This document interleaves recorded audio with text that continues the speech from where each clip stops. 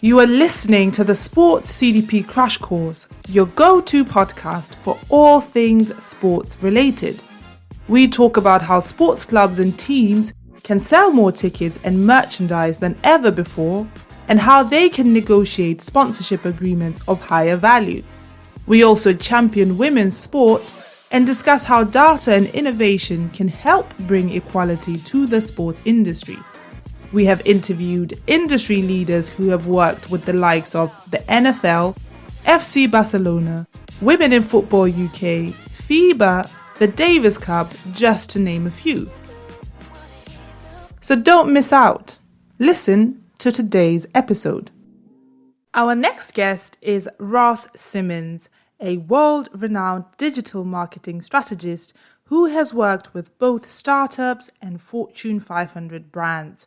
He is the founder and CEO of Foundation Marketing, a content marketing company that plans, creates, and distributes content. And he's also the co-founder of Hustle and Grind, a company dedicated to filling offices, individuals, and organizations with the hustler spirit. Ross Simmonds is truly one of the most inspiring and leading marketers in the world today. And today, we get to chat with him about his experience and also get a few golden nuggets on how organizations can approach their own digital and content marketing. Ross, welcome to the podcast. Thanks for having me, Lorraine. Looking forward to chatting today. It's going to be fun. Yes, indeed. But before we begin, we like to start off our sessions with an icebreaker. Are you ready for that? I'm ready. Let's do it. What's your favorite quote, expression, or motto, and why is it your favorite? I'm going to throw you a curveball with two. One of my favorite quotes is one that I've created, which is create once, distribute forever. That's more around marketing, and it's the idea that if you create something great, then you need to distribute it forever. My second quote, which is not my own, is if you look at the people in your circle and you don't get inspired, then you don't have a circle, you have a cage. That was by the late Nipsey Hussle. I love that quote, and I think it's a powerful one for people to reflect on around the people that they surround themselves with. I've never heard that one before, actually. Wow. Nice. Wow, that's amazing. That is amazing. Wow, thank you so much for sharing that. But Ross, why digital marketing and content marketing? Can you please take us back to when and how your journey started in these fields? Yeah, so I've been a geek for my whole life, and I fell in love with the internet at a very young age. I started a fantasy football blog while I was in university, and I can remember going to classes and learning about billboards and TV ads. But when I walked into the university library, I saw everyone on computers and everyone on laptops. And the moment I saw everyone on Facebook at one point, I was like, okay, I need to go all in on this because this is where things are going, and this is where people's attention is going to be allocated. So I took that fantasy football blog and was able to generate a good chunk of revenue to pay for a year or two of tuition. Quickly seeing that the traffic was going up, revenue was coming in, and the internet was a thing that was going to last for a very long time. But I switched my fantasy football blog into a marketing blog to start writing about business and things that I was learning in school. Started to get people to reach out to me from all over the globe to come and train their teams on marketing, on business. And you fast forward, and that kind of sparked the opportunities that evolved into Foundation, where I started to work with small businesses on a local scale, helping them with their marketing strategies. And then I started to get inquiries from Fortune 500 companies all over the globe. And that just kind of blew my mind to say, okay, I can actually go bigger than just the small local clients. So many questions just from that one paragraph. But one, how old were you when you started the fantasy football blog? Yeah, so I was about 21 when I started the fantasy football blog in my 20s. And you walked into a library and everybody had their computers, and it kind of clicked in your head that, okay, this is where the future is going. Yeah, because in the classroom, we were learning about like some of the more traditional types of advertising and marketing communication. But I seen everyone consuming content on their computer, and the light bulbs just went off that, yeah, it's great that I'm learning about the principles and the fundamentals in school, but I have to kind of take self-education into my own hands and really start to understand this social media thing. So I started to read some of the old blogs that were being written back then about social media. I started to download every ebook and report that I could find on the future of innovation and tech and all of that stuff. And I just immersed myself into the space, and I kind of created my own curriculum on something that wasn't being taught in school at the time, which was digital marketing at large. No, but that really strikes me, and it's like, so because not everybody would walk in and kind of the light bulb go in that sense and kind of Right. look at future gaze in that sense, you know? So is it like you were always kind of interested somehow, like entrepreneurial, or just had that you were cultivating that all along and not Yeah. just kind of studying for the sake of studying, so you could say you have a degree? Yeah, I've always had that entrepreneurial kind of aspirations. I don't do well with getting direction from other people. So I started my first business when I was in high school, 16 or 17 years old, and I was selling do-rags out of my locker.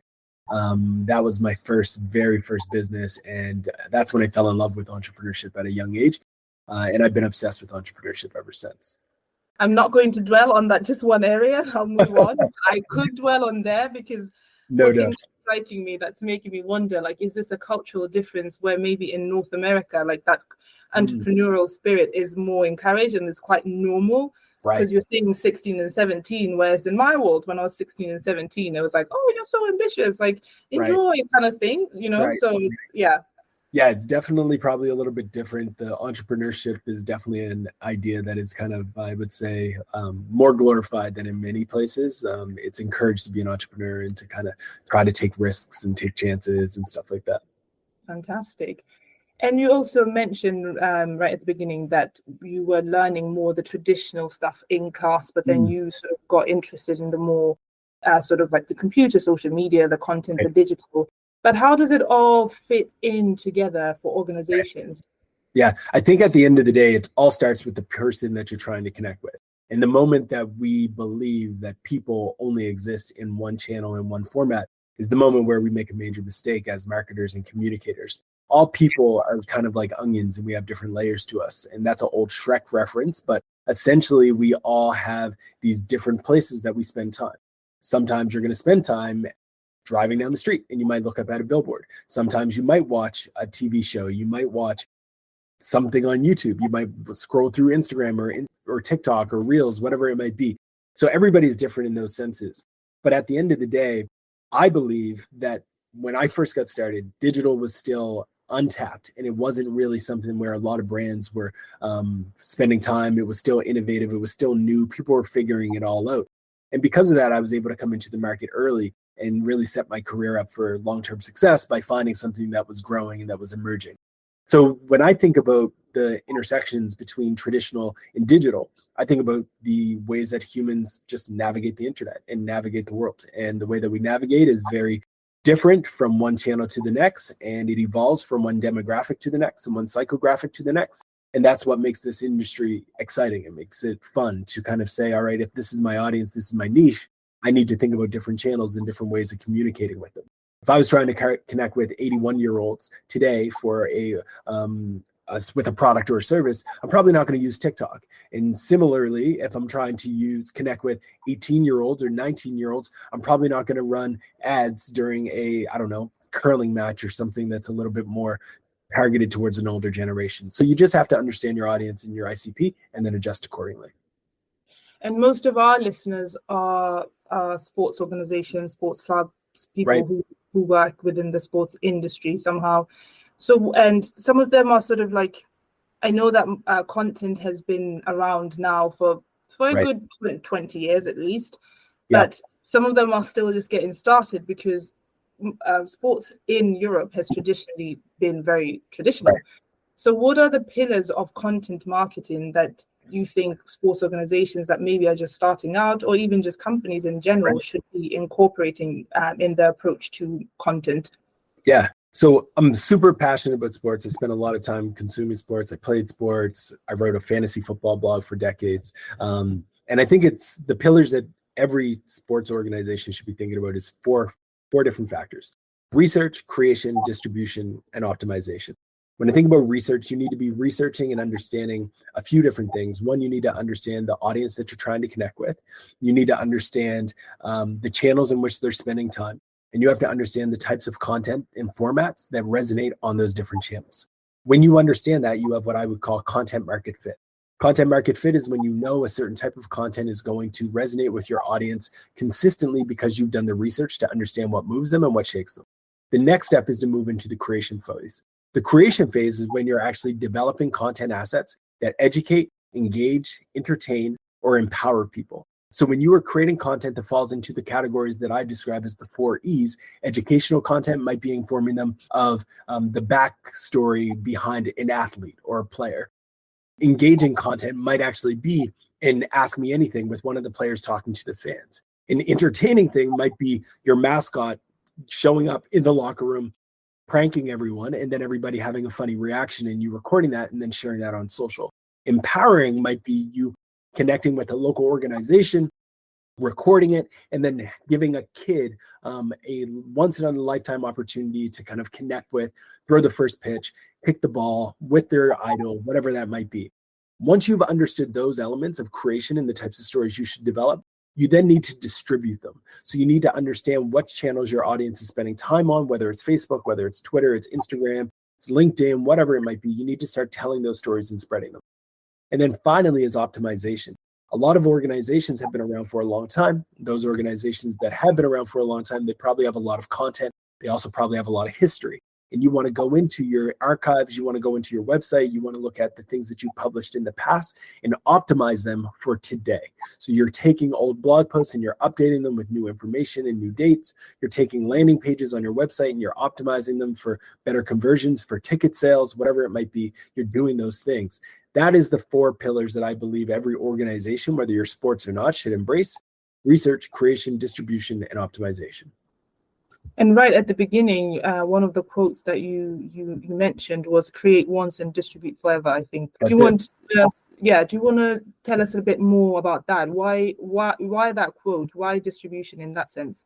Yeah, so every single day, brands are investing so much time in creating great pieces of content. Great stories are being told, great assets are being created, great videos are being developed.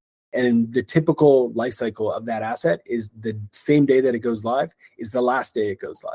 Meaning they press publish once and then it never gets shared again, it never gets repurposed, it never gets promoted on different channels. And I think that's a broken mentality. What you should do is if you create a piece of content that is really good, you should be sharing that on a regular basis. Consistently share it, consistently amplify it, promote it, and get it out there to the world, because if the world finds it valuable, then they will continue to find it valuable. In the sports space, you have to recognize like there's a lot of multiple audiences. In some ways, you're trying to connect with the fans. Some of those fans might just want to buy a one-off ticket, but maybe you have season ticket holders and you're trying to do a more big, higher price point sale. There's oftentimes going to be content that you've created that would resonate with these individuals. Can you tell that story in a different way all the time? Create that piece of content once and then distribute it forever. Fantastic. And I think that within the sports space, where in Europe, one of the things that they talk about a lot is being understaffed and having loads of work to do, etc., etc. So then if you're constantly just focusing on creating something new and never redistributing it again or never resharing it, then you're sort of like, you're pressed up for time. Whereas if you keep on like reusing some of the stuff that you have, then it might really just help push the resources that you have a bit further. Exactly, 100%. Yes. And nowadays, most brands, even within the sports industry, they create content that they hope can have a global reach versus just local. And you mentioned as well about your own journey that you didn't want to just work with local, smaller brands, but you also wanted to kind of work with bigger international brands. But what should the approach for doing this be? Is it the same approach that you just mentioned? It's just like, you just need to understand your ICP. It doesn't matter if you're trying to reach your local or reach your international. It's all about understanding your ICP, or is there more to it? It is. It's about really diving deep into that audience, but also recognizing that it's okay to have multiple audiences. Like, you don't want to say we target everyone, but you do want to really go deep in understanding who you are talking to. There's tools like Audience with an S, there's tools like SparkToro, where you can start to do research into the channels that they're spending time on, the accounts that they follow. And you want to use that for inspiration and insight around who really are these people. What podcasts do they listen to? What other accounts do they follow on Twitter? What accounts do they follow on Reddit? What subreddits are they subscribed to? You really want to go deep into understanding the culture within the groups that you're trying to influence and become immersed within it. And just to go back to that distribution question as well, it's like nowadays there's so much, like there's so many new channels and social media platforms, all that kind of stuff. Yeah. Recently, we've had Threads being launched by Meta. So Right. it can be a bit confusing to know, like, okay, how should I be picking, like, which channel Right. should I be focusing on? Do Yeah. you have any advice on how clubs, sports organizations, and Yeah. other kinds of brands can go about picking social media channels or picking their channels for distributing content? Yeah, I think it starts with recognizing every channel is going to be different. You want to lean into your strengths. So when I say leaning to your strengths, understand your content culture internally and what type of format of content you can thrive at. If it's video, then you're going to go to a video first platform. If you can thrive with the written word, then go to a written word driven platform. But you want to first validate whether or not your audience is there. And you might be able to unlock some arbitrage opportunity. A lot of these clubs might not have done the research up front to know that there's a small Facebook group with 20,000, 30,000 fans that are passionate about their business. Okay, go into that group, go into that community and start to nurture it. Similarly, on Twitter, on Reddit, etc., find the communities where your audience is spending time. That would be the low-hanging fruit that I would try to pick. Now, we've spoken so much about like the content and the digital social media. I think our listeners would also love to hear a bit more about your experience and like your personal journey. So I'm wondering what some of the best accounts are that you've worked on with Foundation, either from the perspective of like working with a big name for the first time or working with a brand that really pushed your creativity or pushed you to try a different approach. But do you have specific examples of like some of the best accounts that you've worked on so far? Yeah, I've worked on a lot of very different accounts, ranging from like Kit Kat bars all the way in the consumer side in my past life, all the way through now to companies like Canva. And it's been a lot of fun, like having the ability to support organizations of that size and of that scale to kind of create content that shapes culture in the way that we view it, has been pretty cool. It's been exciting to see. I would say some of the work that we've done with Canva has been some of the best and most rewarding work that I've had in my years. And to be able to see them kind of skyrocket and thrive has been amazing to witness and amazing to watch. Every client is different. This is kind of why I pick to be an agency owner, like to have the opportunity to collaborate with so many different brands. It forces me and gives me the ability to constantly learn new things. We worked with one startup that was creating an AI that went over the radiologist's scans for mammograms and things like that. And that technology itself is actually going to change lives. And that's pretty cool for us to kind of play a small role in. Similarly, we work with some organizations that people would say is boring, where we have one client that literally sold dirt, and they sold dirt to golf courses, they sold dirt to real estate developers and things like that. But it gave us an opportunity to get a little bit creative and understand that there's different grades of sand. And it was interesting to golfers to read stories about the fact that the sand pits at Augusta is very different from a sand pit at some other place. So it gave us the opportunity to have some fun with that type of thing. And I think that's the beauty of the industry is we've worked with SaaS companies ranging from up and coming all the way through to the Canvas of the world. And we've had a lot of fun along the way. So it's been a blast. That sounds so fun, even just about the depth, like learning about. Can you imagine being at a party and somebody asks you like a party trick or something? Right. It's like you just talk about dirt and everybody's That's it. they'll be glued to you, you know? Exactly, 100%. Yeah, and you've written quite a couple of books, I think, on content, on marketing. Can you tell us a bit more about like why you wrote the book, what the books are about, and where people can get a hand on a copy? Yeah, so definitely check out rosssimmons.com or foundationinc.co. For me, the reason why I create these stories and I've written these books, one was called Stand Out, the content marketer's guide to creating content that stands out. And I'm currently working on a book that's, funny enough, named Create Once, Distribute Forever. So you'll be able to look out for that where all books are sold, and subscribe to our newsletter so you can get an update on when that does come live. But essentially, for me, I really think that the distribution story and the passion around that comes from a real belief that some of the best ideas, some of the best opportunities and best creators in the world are probably going undiscovered because they don't know how to promote their work, because they don't know how to distribute their story. And I'm very confident that some of the best ideas in the world have probably been buried with people who just didn't know how to get the word out there. Whether it's an artist, whether it's a creator, whether it's a business idea, I think a lot of people struggle to get over the hurdles that come with distribution. And for me, my goal is to help more and more people get out of that, to break that idea that they can't promote their work, that they shouldn't promote their work, that they shouldn't promote their podcast, they shouldn't distribute their podcast. And my goal is to help them break through that, because I believe on the other side of creation, when you find distribution, you will find truly the opportunity to unlock ROI of a lifetime. Finally, Ross, if you could speak directly to smaller organizations that may be tight for time and resources and are looking to step up their content marketing efforts, what advice would you give them?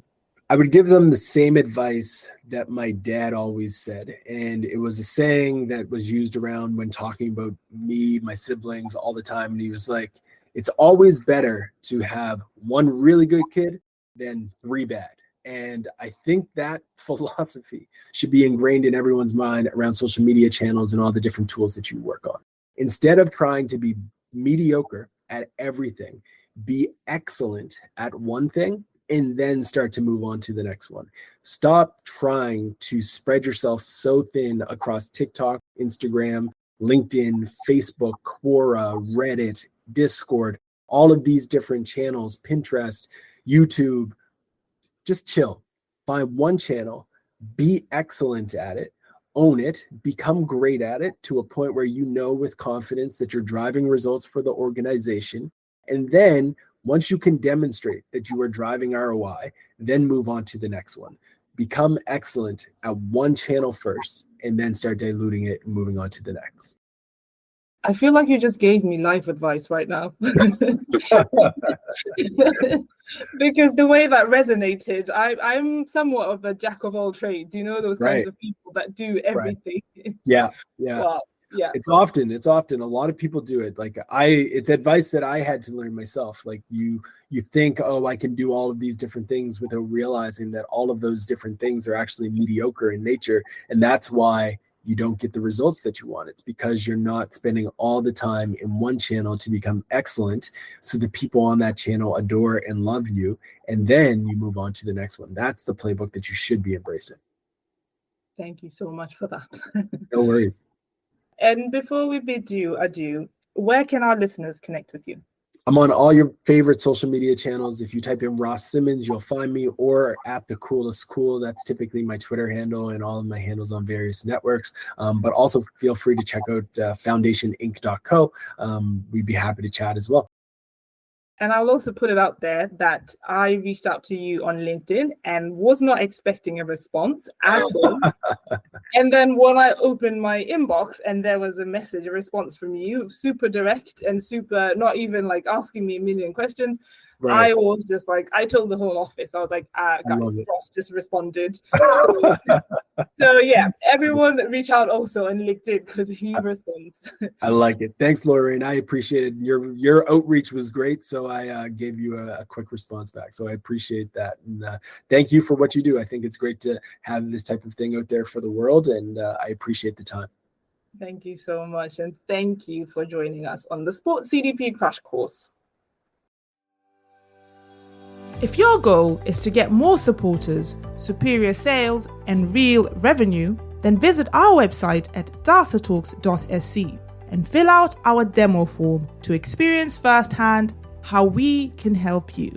Data Talks, more supporters, superior sales, real revenue.